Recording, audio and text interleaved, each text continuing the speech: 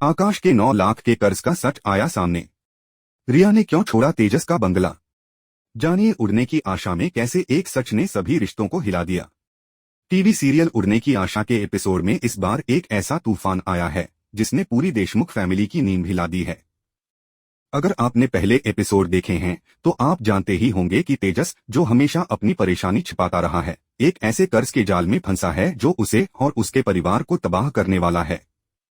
लेकिन इस बार जब सच सामने आता है तो रिश्तों का गणित पूरी तरह बदल जाता है। कहानी की शुरुआत उस एक आम सुबह से होती है जब तेजस अपने घर के बरामदे में बैठा हुआ कागजों को बार बार देख रहा था।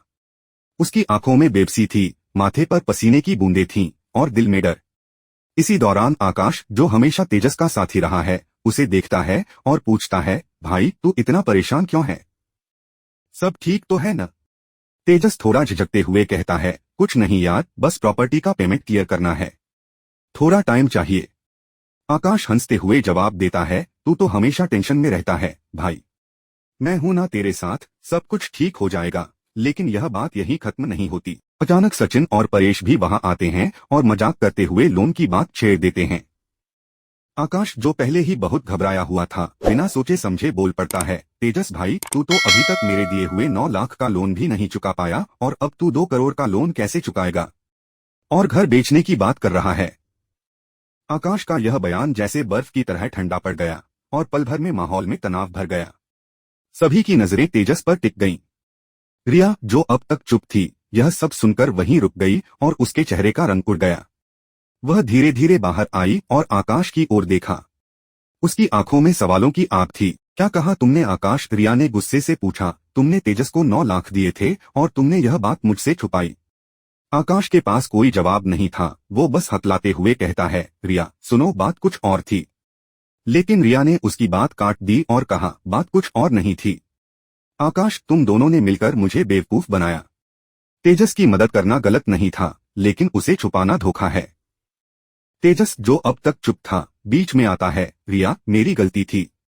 आकाश ने सिर्फ मेरी मदद की थी। रिया की आंखों में आंसू थे, लेकिन उसके शब्द तलवार की तरह तेज थे। तेजस, तुम्हारे लिए हर कोई अपनी जिंदगी दांव पर लगा देता है और तुम उन्हें सिर्फ मुसीबत में डाल देते हो। तुमने अपने परिवार को क्या दिया सिवाय कर्ज और झूठ के? आकाश माफी मांगने की कोशिश करता है, लेकिन रिया ने अपनी साड़ी का पल्लू झटका और बोली, अब बस, मैं इस घर में 1 मिनट भी नहीं रहूंगी। जिस घर में झूठ और धोखे की नींव रखी गई है, वहां भरोसे की दीवारें खुद ब खुद गिर जाती हैं।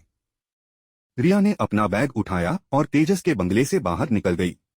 दरवाजे का शोर ऐसा था जैसे एक रिश्ता हमेशा के लिए टूट गया हो। तभी अंदर से रेणुका की आवाज आई, तेजस, यह सब क्या हो रहा है? तू घर बेचने की बात कर रहा है? तेजस सिर झुकाकर कहता है, माँ, हालात ऐसे बन गए हैं कि। रेणुका बीच में ही उसे रोक देती है, हालात चाहे जैसे भी हों, यह घर नहीं बिकेगा। तेरे पापा की यादें इस घर की दीवारों में हैं और तू कहता है इसे बेच दूं। सचिन, जो अब तक चुप था, गुस्से से उबल पड़ा, भाई तूने हमें धोखा दिया। हमें लगा तू सब कुछ सही संभाल लेगा, लेकिन तू तो खुद गिरवी रख बैठा है। आकाश हाथ जोड़ते हुए कहता है, सचिन मेरी गलती थी, मैं चाहता था कि तुमसे पहले बताऊं। लेकिन सचिन ने गुस्से में आकर कहा, अब बताने का क्या फायदा है? और उसने तेजस की कॉलर पकड़ ली। एक पल में माहौल आग की तरह भड़क गया। तेजस को जोर का झटका लगा। सचिन, हाथ छोड़, उसने कहा। लेकिन सचिन ने और जोर से पकड़ लिया और कहा, तूने हमें बर्बाद कर दिया। इसी दौरान तेजस की पत्नी रोशनी दौड़ते हुए बीच में आई और बोली, बस करो सचिन, प्लीज हाथ मत उठाओ। रोशनी की आंखों में डर और दर्द दोनों थे। वह कांपती आवाज में बोली, यह घर झगड़ों से नहीं बचेगा, बल्कि टूट जाएगा। आकाश एक कोने में खड़ा था, खुद को दोषी मानते हुए। अगर मैंने वह बात नहीं कही होती तो रिया नहीं जाती, वह बड़बड़ाता रहा। तेजस ने भारी मन से कहा, नहीं आकाश, यह सच कभी न कभी बाहर आना ही था। रिया मुझसे इसलिए नहीं गई कि तुमने बोल दिया, वह इसलिए गई क्योंकि मैंने सच छुपाया। उधर रिया तेजस के बंगले से बाहर निकलकर अपने मायके जा रही थी। रास्ते भर उसके कानों में वही शब्द गूंज रहे थे, तेजस भाई, तू 9 लाख का लोन भर नहीं पाया। वह रोती जा रही थी, लेकिन दिल में ठान चुकी थी कि अब वापस नहीं जाऊंगी। तभी तेजस के घर पर दरवाजे की दस्तक हुई। तेजस ने उठकर दरवाजा खोला और सामने बैंक का एजेंट खड़ा था। तेजस के हाथ में वह नोटिस था जिसने उसकी पूरी दुनिया हिला दी थी। अगर अगले 15 दिनों में पेमेंट नहीं हुई तो घर नीलाम हो जाएगा। यह शब्द जैसे उसके दिल में गहरे चुभ गए थे। उसे पढ़ते ही उसके हाथ कांपने लगे और वह नोटिस को घूरते हुए धीरे धीरे सिर झुका लिया। वह समझ नहीं पा रहा था कि अब क्या होगा। उसके दिल में डर और चिंता की लहर दौड़ रही थी। अगले दिन जब रेणुका ने वह नोटिस देखा तो उसकी आंखों में आंसू भर आए। उसने एक गहरी सांस ली और बोली, तूने हमें सड़कों पर ला दिया है। रेणुका की आवाज में गुस्सा था, लेकिन साथ ही एक दर्द भी छिपा था। तेजस की खामोशी इस दर्द को और बढ़ा रही थी। आकाश ने देखा कि माँ टूट चुकी है, लेकिन उसने कुछ उम्मीद जताई।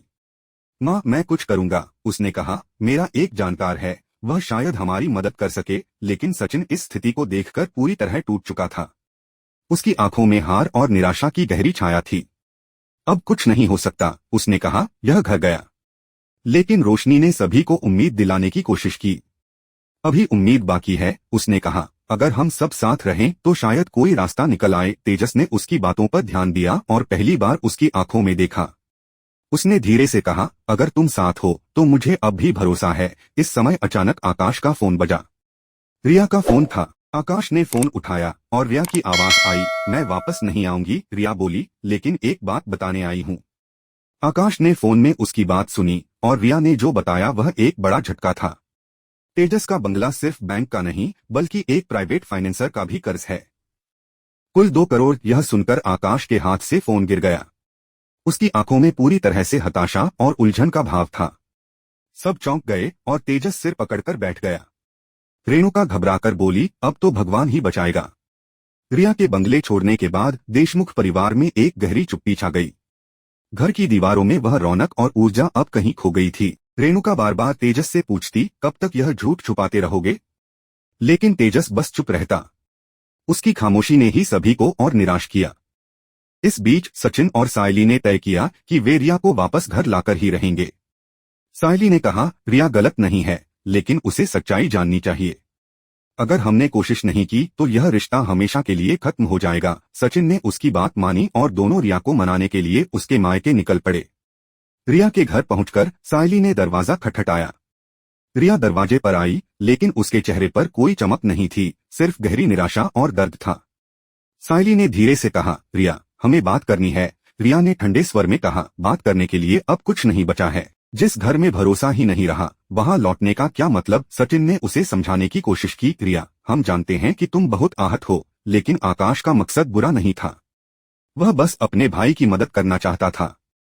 रिया की आंखों में आंसू थे और उसने कहा, मदद झूठ बोलकर और मेरे भरोसे के साथ खेलकर? अगर आकाश ने तेजस को 9 लाख दिए तो मुझे बताना उसका हक था, क्योंकि मैं भी उस घर का हिस्सा थी। उसकी आवाज में दर्द था, लेकिन साथ ही एक ठंडी और दृढ़ता भी थी। सचिन ने कहा, रिया, अगर तुम घर नहीं लौटी तो वह घर बिखर जाएगा। रेणुका माँ भी बहुत परेशान है। रिया खिड़की से बाहर देखती हुई बोली, अब मुझे उस घर की हर दीवार पर झूठ की छाया दिखती है। मैं अब वहां नहीं लौट सकती। सचिन और सायली निराश होकर वापस जाने लगे। तभी रिया ने अचानक कहा, अगर तुम सच में चाहते हो कि मैं लौटूं तो पहले आकाश मुझे सच बताए कि उसने तेजस को पैसे क्यों दिए और किससे छिपाया। उधर देशमुख हाउस में आकाश बेचैन था। वह समझ नहीं पा रहा था कि उसने भाई के लिए जो किया वही अब उसकी सबसे बड़ी गलती बन चुका था। उसकी स्थिति इस वक्त बुरी थी और उसे लगता था जैसे उसके लिए कोई रास्ता नहीं बचा है। तभी उसके फोन पर एक अनजान नंबर से कॉल आई। सामने से एक धीमी और गंभीर आवाज आई, अगर तुमने 9 लाख की बात रिया को पूरी नहीं बताई तो मैं सबको सच दिखा दूंगा। आकाश का चेहरा एक पल में सफेद पड़ गया। वह समझ गया कि अब बात सिर्फ पैसों की नहीं रही, कुछ और बड़ा खेल चल रहा था और वह इसका हिस्सा बन चुका था। सचिन और सायली के लौटने के बाद रेणुका को एक रहस्यमयी लिफाफा मिला। उसमें एक फोटो थी जिसमें तेजस और आकाश किसी अजनबी आदमी से कैश लेते हुए दिखाई दे रहे थे। रेणुका का हाथ कांपने लगा और वह तेजस को बुलाकर पूछा, यह क्या है? तेजस के पास इसका कोई जवाब नहीं था, बस वह चुप रहा। तभी आकाश कमरे में आया और बोला, माँ, वह पैसे मैंने नहीं लिए थे, वह किसी और के लिए दिए गए थे। रेणुका हैरान हो गई और बोली, किसके लिए? आकाश चुप रहा और उसके मुंह से एक भी शब्द नहीं निकला। तभी सायली कमरे में दौड़ते हुए आई और बोली, रिया ने फोन किया है। उसने कहा कि उसे असली सच्चाई का पता चल गया है। सबके चेहरे पर डर और जिज्ञासा की लकीरें खिंच गईं।